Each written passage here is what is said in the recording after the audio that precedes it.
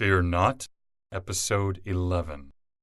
Hi, I'm Billy Atwell, and I believe that consistently facing your fears is the only way to realize your truest self and to make those confident choices that will help you to obtain your deepest held hopes and dreams. I have faith that this podcast series will show you that you are not alone, that it will strengthen you and give you courage to face your fears, and that it will help you to permanently cross over into a life of living beyond your fears. Join me on this journey as we listen and learn from others as they share their experiences in facing and overcoming their own fears.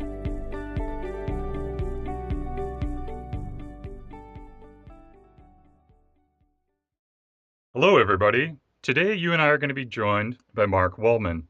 Welcome, Mark. How are you today? I'm great. I'm delighted to be here. Great. Are you ready to fear not today? Yes, I am.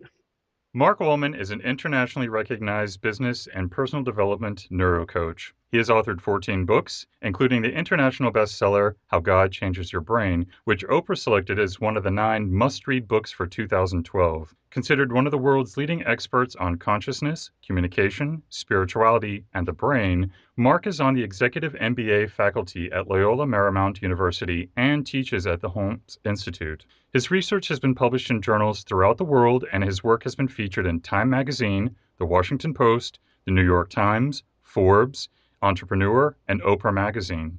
He has appeared on hundreds of radio and television programs, including PBS and NPR, and his TED Talk has been viewed by more than 100,000 people.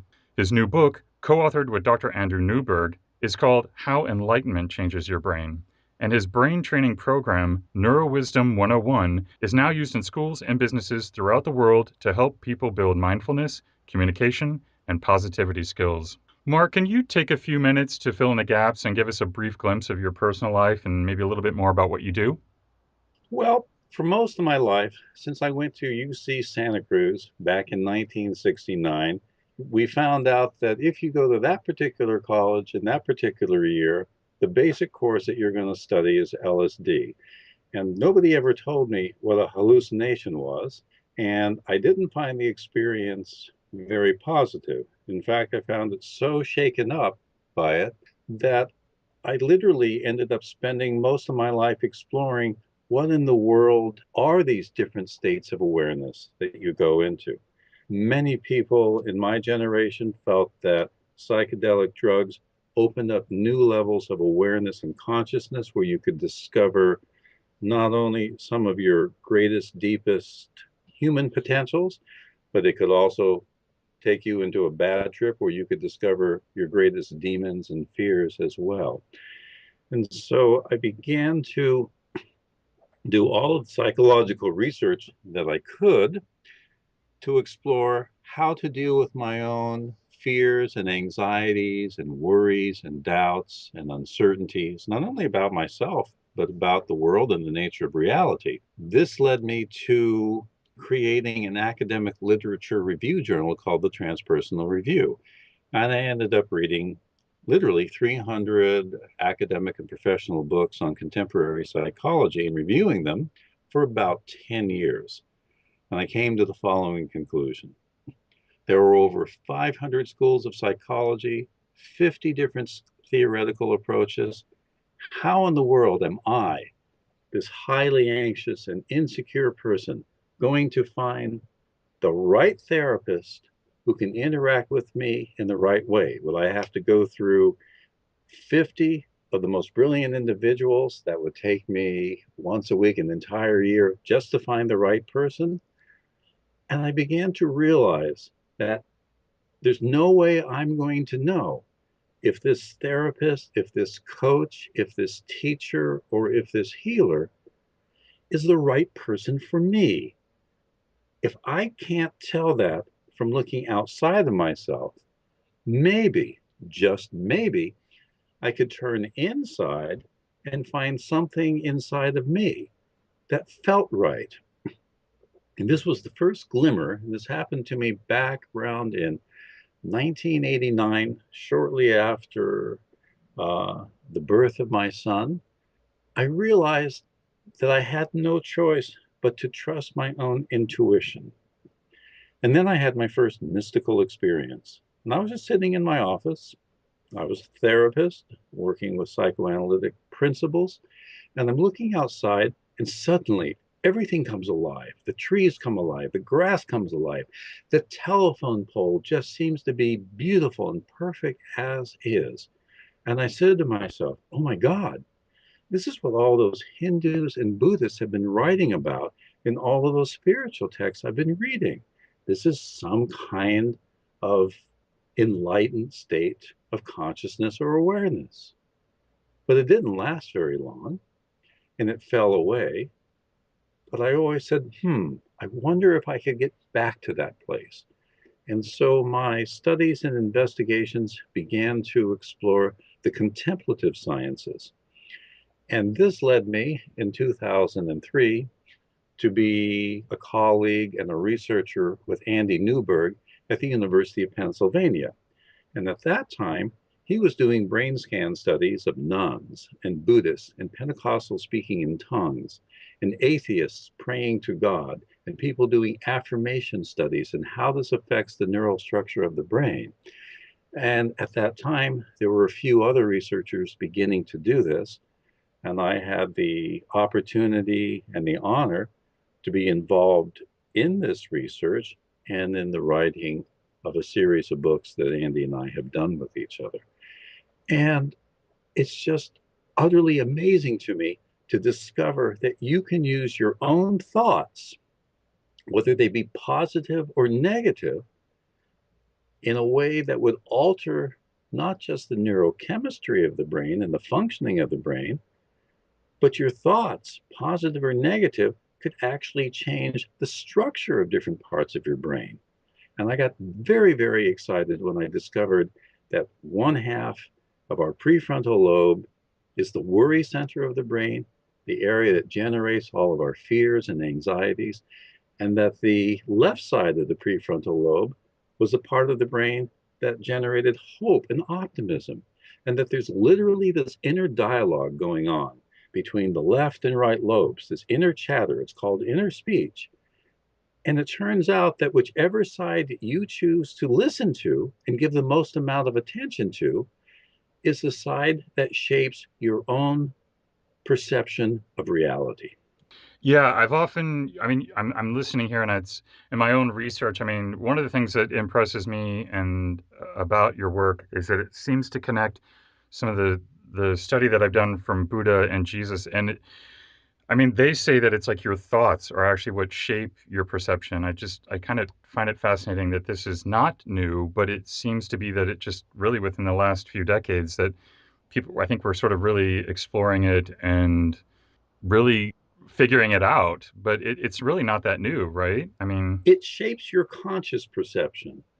And to give you a very simple sense of how that works, for example, we know, and if you open up your kid's high school science book, it will tell you right there colors do not exist in the world. But you and I and every human being sees colors, other animals don't. Now, light waves exist in the world, but nobody has ever seen one. You have to invent a machine to measure these light waves so it shows up on a graph as a squiggle or something like that. So these light waves that are the real part of the world outside of us hit our eyeballs. That stimulates different color cones. And that's the end of color right there, as far as we know it, because those nerves are sending messages, neurochemical messages, all the way back to the back part of your head where your visual cortex is. And this is what's laying out all kinds of interesting maps. It's laying out maps of contrast, maps of shapes and forms. It's perhaps creating a color spectrum of its own. We don't really know because here's the real problem. The visual cortex builds a map of the world. It sends that information to all the other parts of your brain, with the exception of one area, the area that's right above your eyeballs, and it's called the dorsolateral prefrontal cortex. This is the area that's involved with what people will call, what scientists call working memory. This is where consciousness is born and exists. In other words, we can only be aware of a little bit of information about 10 chunks, and that's almost like 7 to 10 words. That's all we can hang on to at one time, and then it gets downloaded, used, a new set of information is pulled up. In other words, it is in these frontal lobes that we create an imaginary world based on all of this data, from the visual maps that are being created, the auditory maps that are being created. Your parietal lobe creates a sense of yourself. So how you look, how you feel, all of this is an imaginary construction in one part of the brain. And all of this gets fed forward, and little pieces of it end up in your conscious awareness. So the colors we see, the thoughts I'm having have very little to do with the outside world, but this is the most mind blowing thing about neuroscience. Whatever thought you have, right or wrong, imaginary or real, sends a signal back through all the rest of your brain, and the rest of your brain responds to your thoughts as if they were real experiences happening outside of you. So, could you tell us how fear is actually created and then processed in this brain? Yeah, there's two kinds of fear. And let me see if I can give an experiential sense to all of your listeners. Now, at that moment, did you jump or were you surprised for a moment? I actually did. I was like, whoa, some sort of technical error on the recording here. Right. So, but before you had the thought, some sort of technical error on the recording, describe to me what the experience was before you had that thought. Without using the word felt, I just sort of recoiled a little bit. There was like a quick attention, but it was pulling backwards. Exactly. You just accurately labeled the basic functioning of the human brain, which is pain, pleasure. Anytime something unpleasant happens and a very loud, surprising sound stimulates a visceral neurological fear response in your audio cortex, in your thalamus, in your amygdala. These are the fear centers deep down inside of your brain. And their sole purpose is to pay attention to potential threats happening in the outside world. So that was the genuine emotion of fear. It was something surprising happening, unexpected. Perhaps it could be dangerous. We all have that experience when we're driving a car and somebody tries to cut us off.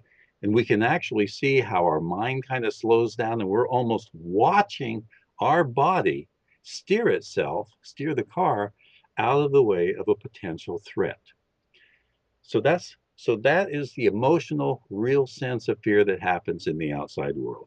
You see a snake, you are hardwired to react to a coil. I always get upset because I live up in the mountains where we have many, many snakes. And many times I'll see a piece of rope lying on the road and I automatically jump. I even know it's a rope, but I can't stop myself from jumping.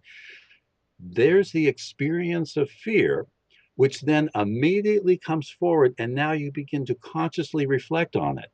So you began to analyze what that fear might be. Oh, was there a technical glitch happening? And then sometimes a person will laugh. Oh, Mark just screamed into the microphone. Okay, that laugh is an anxiety laughter. Now there's a bit of consciousness coming into the position. We realized there was something that frightened us, but no, it wasn't an actual threat from the outside world, unless Mark's crazy. But even then, another part of your consciousness will say, well, it really won't matter. This was recorded in the past or whatever else, and this is happening now, and I'm not connected to that person. It's all coming through the electronic wizardry of computers and what have you. These are all the thought processes. Now, the next thing that happens is that you may begin to form an opinion. So you'll begin to pull up from memory all the times when somebody went, "Rah!" And of course, we all know as teenagers, how many times did somebody sneak up behind us and do that? Now, the way in which you respond to that real threat, whether it's a joke or a game or whatever else, is the same. And sometimes when we have interruptions and a phone rings, we use that as a moment to just take a moment to yawn, stretch, and relax. And later on in this interview, I'll explain how you get rid of both real and imaginary fear reactions. But what happens when that person is scared, you begin to form an opinion. So I was I was a very sensitive individual. I could feel how other people were either caring for me or were being mean towards me. And I began to take my fear reaction and build it into a memory. So when I would walk into a social situation, I would have anxiety that maybe somebody was going to make fun of me, or maybe somebody was going to frighten me, or tease me, or hurt me. Understand, none of that's happening in the world. I'm walking into a social situation preparing to have an experience that may or may not happen. So this is the internal fear. This is the imaginary parts of our brain saying that maybe something fearful or dangerous or threatening will happen. And I was the type of person that gave more attention to the possibility of somebody doing something mean to me than the reality, which was it hardly happened at all. So I ended up ruminating about people socially embarrassing me or me embarrassing myself. And over the years, I ended up building an incredible memory system. And I began to live in the fantasy that I'm an anxious person, that the world is a scary place, that people don't like me. My self esteem would lower down bit by bit by bit by bit. This is the power of our imagination to take an old memory from something fearful and generate it onto the future in such a way that it shapes our personality. But somebody else might be different. Somebody else, you might come up behind and you go, boo, and the guy turns around and he slugs you in the face. Well, that person is using a different neurological circuit in their brain. That person has discovered that the best way to protect themselves from a potential threat is to attack. And you'll see this in all living species. There's a wide range of reaction to perceived threats from the outside world. The brain at first will freeze. Many times it will say, let's back away from anything that could be painful.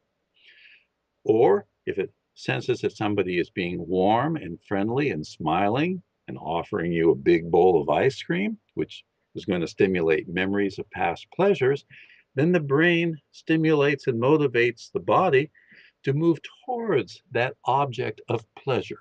Pain, pleasure, pain, pleasure, pain, pleasure. But you can also say fear, retreat, reward, move towards. Does that make sense? Very much so. So we now have the neurological understanding of imaginary fear and real fear. And most of the time, what I tell my students and my clients and the people that I work with in coaching and therapy is that 90% of your worries, fears, and doubts are imaginary. They are memories pulled from the past and are being projected onto a future that rarely happens. That piece of awareness can be very useful. So each time you or our listeners at the moment feel some anxiety, a potential threat, instead of reacting with fear as if it's real, write it down on a piece of paper. Then sit back from that piece of paper and do a couple of things. Yawn a few times to eliminate neurological stress. Stretch your body in super slow motion just to make sure that you get rid of physical stress. And gaze at what you wrote down on the piece of paper and ask yourself this question: is that worry, fear, or doubt actually happening in the world right now? Or is it simply me trying to second guess myself? Is this me pulling up a memory from the past and projecting that maybe this will happen in the future? Most of the time, you will see that this imaginary fear is not real, and that drops your level of anxiety. Now, sometimes it is real.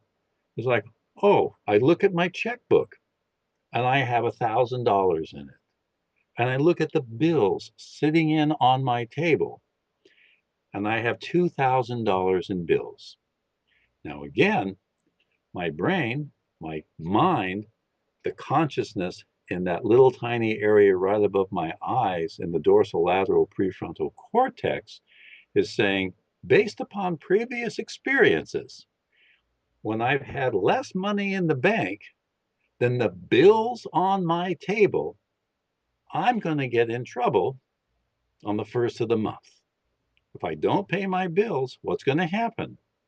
Well, there's a good chance that your imagination will be correct when it says, I'm going to get a fine. And if a couple months go by and I don't pay those bills, there's a good chance, based upon previous experiences that other people have had, that maybe I'll lose my car or my house, or maybe I won't be able to go to the doctor to get a treatment. So are, this is the ability, this is the benefit of having this right prefrontal cortex worry center going, here's a situation that to the best of my ability is telling me that I'm going to get into trouble if I don't do something about this potential threat. So in the real world, fear is the second reaction to a threat. When I go, and you jump like that, and at this particular point, you might be creating a defensive mechanism. I got to be careful about listening to this crazy neuroscience guy. He's going to keep shocking me, and I'm either going to go numb and tune it out, or maybe I'm going to listen carefully because he's saying, look, there is a way to discern the difference between a genuine threat and an imaginary worry.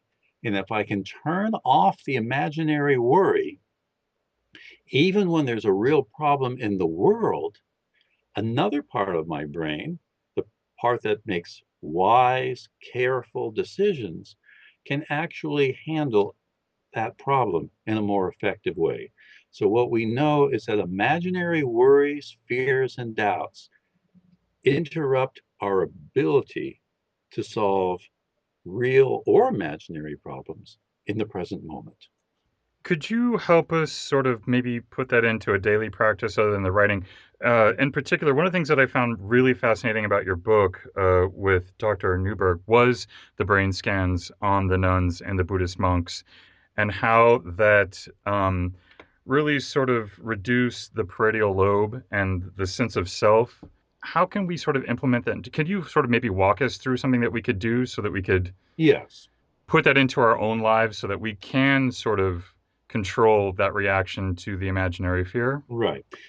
When you put somebody in a brain scan machine and you watch them from the beginning of a meditation or a self reflective practice or a contemplative practice, or even repeating a word that has deep meaning and value to you, like love or peace or kindness or confidence or integrity, or even a sacred word like Om or Ah or God, if you find a particular word that has deep meaning to you and you keep repeating it over and over and over, you'll see a particular reaction taking place to the brain.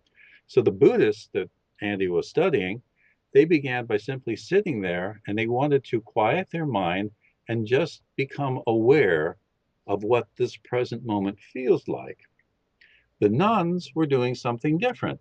They were selecting a passage from the Bible that had deep meaning for them, and they were kind of sitting with it. They were reflecting on it. They were just letting the feeling sense of that passage move through them. Here's what's really cool. When you looked at the brain scans, you couldn't tell any difference. And here's what we find that happens, whether you're doing a meditation, a mindfulness practice, a relaxation practice, or doing yoga, you begin to see that activity in your right prefrontal cortex, the pessimist in your brain, the worry center in your brain, activity begins to decrease. At the same time, you're beginning to see that the logic and reason centers in your right, in your left prefrontal cortex are beginning to increase. You're also beginning to see two very interesting structures begin to turn on and light up. They're the insula and the anterior cingulate. And these are very important parts of your social brain. And they're not even fully functional until you're like 28, 29, or 30 years old. So when you sit there and you do a Christian meditation or a Buddhist meditation or a Hindu meditation or a secular meditation of simply filling yourself with a sense of peace or kindness or warmth or compassion, you see the same things happening. You see the worry center shutting down. You see the parts of your brain that are involved with empathy, self love, kindness, and compassion for others begin to light up. And when you see this left prefrontal cortex connecting with activity in your insula and your anterior cingulate, you see that this turns off the ability for your amygdala, the worry fear center in your brain, begins to turn off. In fact, if you do these practices for years, you can actually see that the amygdala, and amygdala in Greek, by the way, means almond, and it is the part of your brain that makes you go nuts. So it's a good way to remember that. The amygdala actually begins to shrink. You actually have less ability to react with fear or anxiety or hostility towards the outside world. So I'm going to guide you and all of your listeners through the simplest way to create this neurological circuit right now. And what I want you to do first, I want you to take your fullest attention and listen as hard as you can to the sound of this bell. This is a concentration meditation. And when the sound of the bell fades away, you have to listen harder and harder and harder. When you can no longer hear the bell, I want you to listen even harder. And you're going to be surprised because you're going to start hearing all kinds of different sounds in the room. You'll become aware of the sound of your own breathing, all kinds of things that you are utterly unaware of right now. Your awareness is actually about to expand in the next 15 seconds. So I'm going to ring the bell. Listen as hard as you can.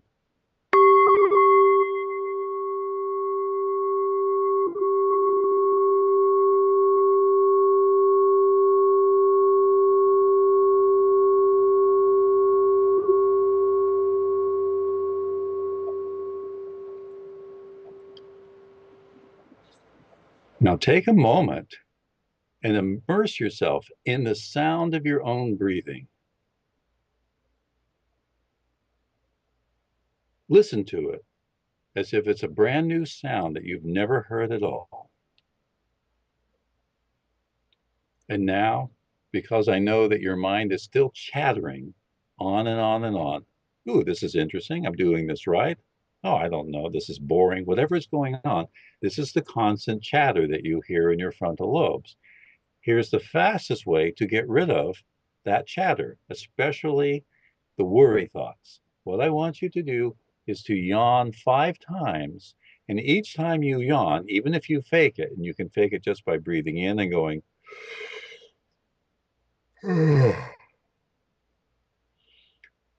and if you all yawn with me and make this kind of sound, we know that yawning stimulates a neurological reaction in other people to cause them to yawn.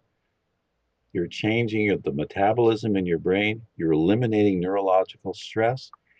Yawn. And each time you yawn, notice how it affects your awareness and your mood.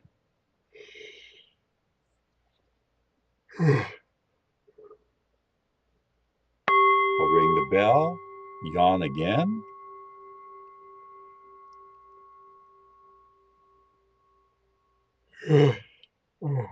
Each yawn should begin to feel deeper, and you'll begin to feel that you become more present. You're in the present moment. There's less thoughts going on. And now, if you take a full 60 seconds just to roll your head once, so slow, 60 seconds, you'll begin to notice all these little tiny aches and pains. And that's what's required. You can't do this slow enough. So you could take 3 minutes to just make one roll.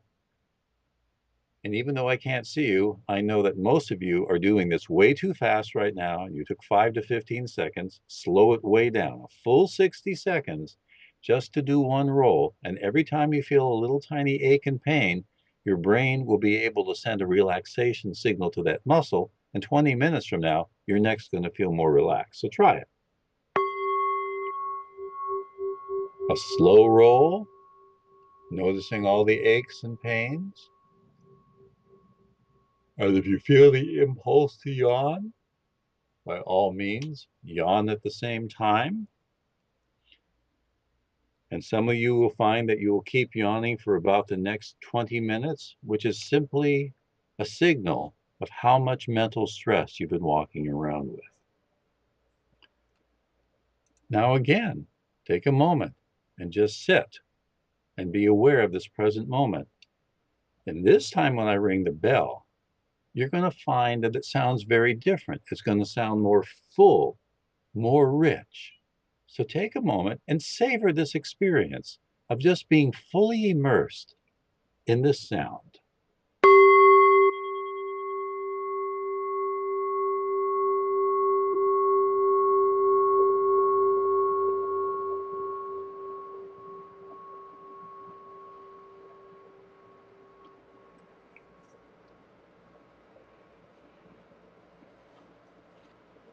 We know from previous experiences, by doing this with 1,000 individuals in the audience at one time, that 90% of everyone at this moment is feeling an incredible state of calmness. And notice that you cannot be aware of any worries that might have been going on in the back of your mind 2 minutes ago.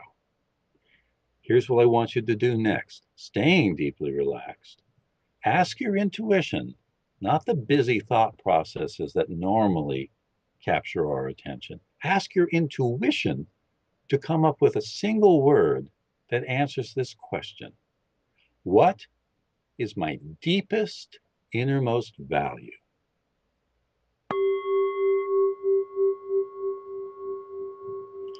Pay attention to the first word that comes to your mind.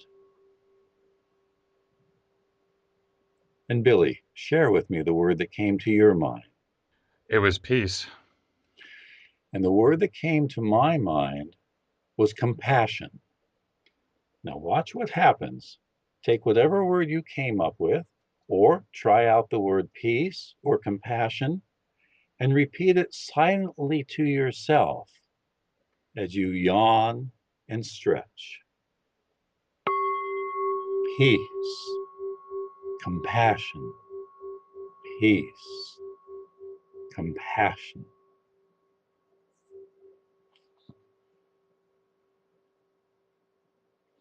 Herb Benson at Harvard discovered that if you keep repeating this word for a few minutes every day in 8 weeks, you could be measured, and they discovered that it turns on 1,200 stress reducing genes. The more you repeat this type of value word, particularly when you're feeling any worries, fears, or doubts, you will literally be calming down and turning off the worry centers in specific circuits in your brain. In fact, for those of you who wake up in the middle of the night, that's usually being caused by anxiety. Again, it's an imaginary fear. Just repeat one of these words, like peace, or even repeating the word sleep, sleep, sleep. Again, this is the most amazing thing about the conscious parts, the word-centered parts in our frontal lobe. Whatever thought we anchor ourselves to, the rest of the brain responds to it as if that's outside reality. So if you keep repeating peace, peace, peace, you will actually begin to look at the world through peaceful lenses. The world will look happier to you. But if you keep repeating the word fear, fear, fear, I'm going to be attacked, I'm going to be attacked. There's all this awful stuff happening in the world. Terror, terror, terror, terror, terror. The more you repeat that word, the more your amygdala will begin to fire and release stress neurochemicals, and your brain will begin to react as if there's a genuine threat happening in the outside world. So here's the problem with the human brain. We very rarely see the outside world with any form of accuracy. So for the person who sees the world as being growing and safe and happy, that's as much of an illusion as the person who says, no, we're being threatened. But what we have found out, if you take a moment, and these are mindfulness practices or what I call neuro wisdom exercises, to simply stay relaxed using a dozen different strategies like yawning and stretching, recalling a value word, even recalling a pleasant memory will create a small half smile on your face. Take a moment right now.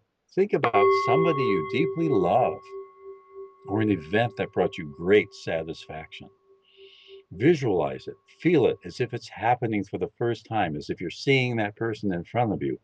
And you're going to feel this beautiful, warm Mona Lisa smile spread across your face. Now, here's an amazing neuroscientific fact. Anybody who sees that Mona Lisa smile is going to neurologically trust you. When our eyes see a frowning face or an anxious face, that actually triggers a fear response in the brain and makes you want to move away from that person. Well, here's a way that you can increase rapport with family members, with people in your work team, with your students, with anyone, simply by creating a sense, by pulling up a pleasant memory. You undermine the possibility, the potential of other people responding to you in a fearful or an anxious way. So, Mark, with this repetition of a word like peace or compassion, is that is that rewiring the brain neurologically, or is that just simply a selective filter? I- The brain, different parts of the brain, the parts of the brain that are involved with our fantasies, imaginations, our decision making processes, our thought processes, our communication processes, these are large parts of our frontal lobe. I don't want you to view those 80 billion neurons in our brain as if they are wires. Each one is a living organism. I can actually show you videos. You can look at them up sometimes on YouTube and see them.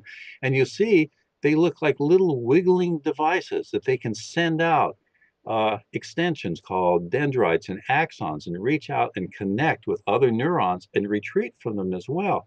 So you basically have 80 billion living organisms connecting and disconnecting from each other in different ways. Some areas are more plastic, neuroplasticity, than other areas. Our thought processes, here you are literally changing the functioning of the brain. Different neurons are firing in one state of mind than they are when you're in another state of mind. Every mood and feeling and emotion you have stimulates different circuits. The more you do it, the more those neurons will form stronger and stronger connections.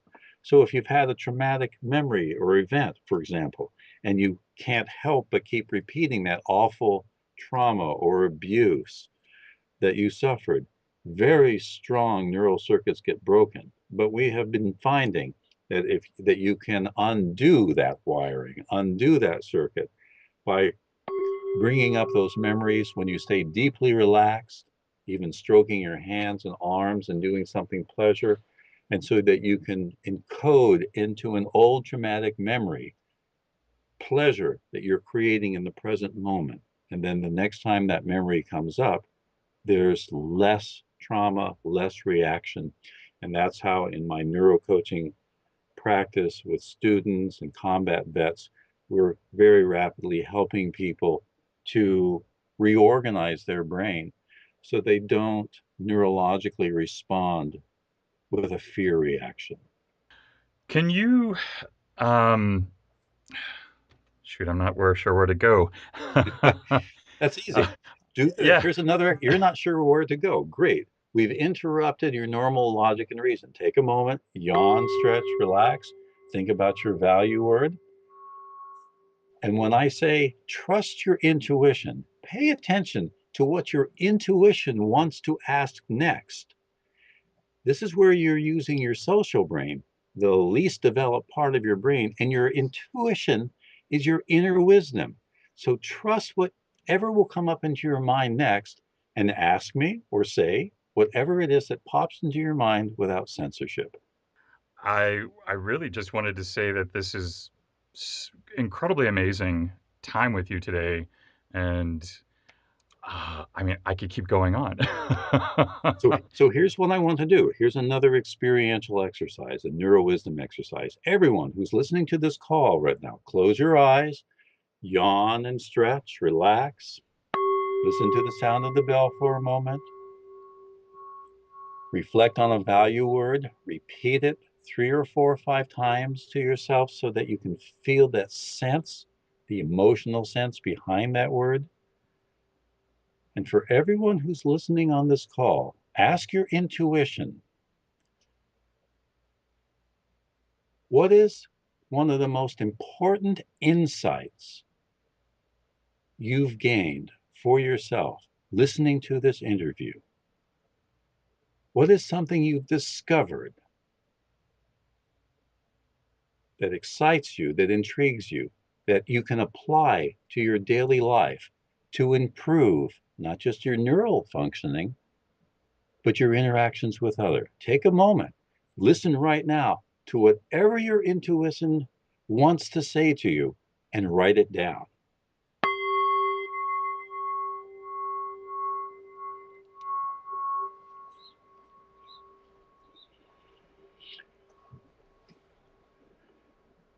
If you are a teacher or a therapist or a podcaster, I would recommend that one of the most important things you can do at the end of a class, at the end of a session, at the end of an interview, is to ask all listeners or readers, take a moment to close your eyes, relax, and reflect. What is one small thing that I can take away from this interview, from this class, from this exchange with another person that can enrich my life? And if you use your intuition, you'll always be surprised. You'll hear something that will come up. As a therapist and a coach, people will always send me a list of the issues they want to work with. But in the beginning of the session, I'll ring my bell. I'll show them how to mindfully relax. And I ask them, what does your intuition feel is the most important thing to talk about today? And 50% of the time, they are surprised that something totally different comes up. And if I keep that person in this deeply relaxed state, we can solve most emotional problems, work related problems, and relationship problems, not in just 1 hour, but usually in 20 minutes. And if I tell the person, let's try to solve this problem in 5 minutes, while both I and my student or client stay in this deeply relaxed state of relaxation, we can usually intuitively solve a problem that would take traditional therapy or coaching or counseling months to accomplish. Yeah, this has been really amazing today, Mark. I really truly appreciate it. Um, is there any little bit of last advice that you'd like to give us that could help us on our own journeys? What we don't recommend that you take up a meditation practice or a mindfulness practice where you spend 20 or 30 or 40 or 50 minutes each day in the morning or the evening sitting in this state. It turns out that it's really good for you when you're sitting there alone and isolated. What we want people to do is to bring the benefits of what we've gained from our meditation research, the benefits that we've gained showing that a simple affirmation or a reflection on a positive quality of yourself or of somebody else changes your brain in ways that improves your neurological health, your psychological health, your emotional health, and improves your social interaction with anyone. And so, what we recommend, we ask people to download a mindfulness clock onto their computer or their cell phone where they hear this bell and to set it to ring one, two, or three times an hour. And when you hear that bell, just take 10 seconds to reflect on a value word, anything that intuitively comes to mind. Just do one mindful yawn or one mindful stretch. Just take 10 seconds to recall a pleasant memory. And we teach these strategies to my executive MBA students every year for a very simple reason. Just doing one of these a couple of times during the day for 8 years in a row, 90% of these highly workaholic managers and CEOs say the same thing. I took a moment to mindfully yawn. I reflected on a deep inner value. My stress levels went down to near zero throughout the whole day, and my work productivity increased. And if you do these exercises, these neuro wisdom exercises that we call them, we have about 58 of them in our different programs and audio training programs. You practice just 10 to 30 seconds of this before you go home to meet your wife, to deal with your kids. You will feel this incredible sense of optimism, well being that undermines all of the destructiveness that comes up from worries, fears, and doubts that are more likely to create a reaction of anger or anxiety or irritability. It's the simplest thing in the world. Imagine that you could actually just spend 10 seconds once each hour and eliminate your brain's propensity to engage in imaginary fears and worries. That's what I'd like you to try to make a commitment to. And if you can't even do that, just make me a commitment to do one mindful yawn once a day or one mindful breath. Just pay attention to the experience of breathing in once, breathing out once. You'll quickly feel a sense of pleasure that will make you want to spend maybe 20 seconds the next day, maybe 60 seconds the day after. And then we know that if you do a couple of minutes of any of these mindfulness or meditation or relaxation exercises for 8 weeks, if I brought you back into our laboratory and put you into a brain scan machine, not only would you see that your brain is beginning to function in a healthier way, you'll actually begin to change the structure of those parts of the brain that cause us the most problems during the workday. Bring these mindfulness and relaxation strategies into the workplace where they're most needed and bring them into your conversations with each other. All you have to do, if you're going to mindfully speak to somebody else, is to slow your words down and raise both hands. And with each word you speak, raise one finger. When you run out of 10 fingers, stop and listen deeply to the other person.